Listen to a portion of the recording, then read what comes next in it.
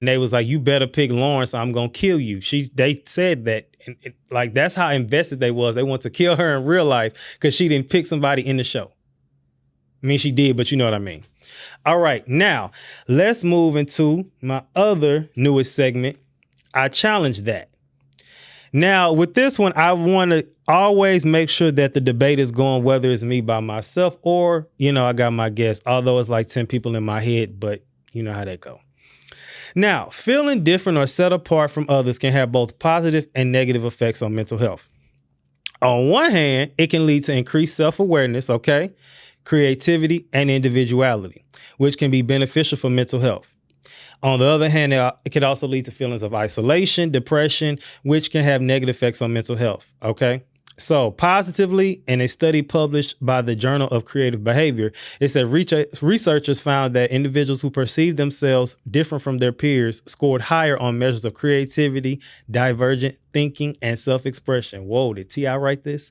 And then negative effects. In a survey conducted by the mental health charity Mind, 80% of respondents with mental health problems reported feeling isolated and disconnected from others, which can exacerbate symptoms and make recovery more difficult. Now, watch this. There will be a season of isolation, especially because I feel like before you can actually get put into the industry you're supposed to be in, whatever mountain of influence you're supposed to be in, whether that's entertainment, whether that's, what's the other ones? Family, whether it's politics, whether it's just your church, whatever.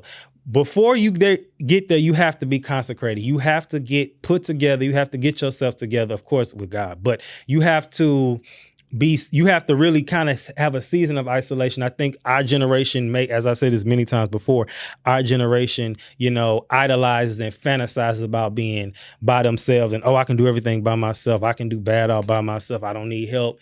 And I'm going to ask you this, and I'm going to move on to my next statistic. How far is that getting you? A study published in the Journal of Abnormal Psychology found that feeling different from others can be a risk factor for depression, particularly in individuals who also experience social rejection or exclusion.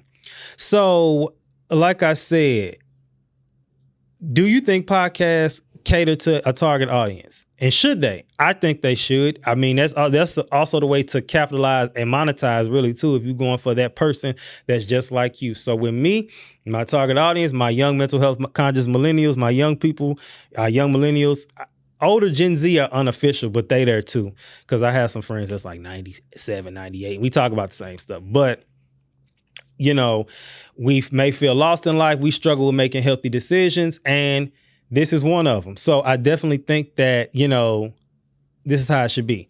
Now, here's the thing, though. You can't take everything personal, especially when people are trying to get help. Okay. I think that it's a lot of times when people talk about paying bills, right? And I think with that, you have to manipulate the situation. When I say manipulate, I don't mean it from a negative perspective. I mean manipulate from the angle of when it comes to bills. Can this help me make money? What can I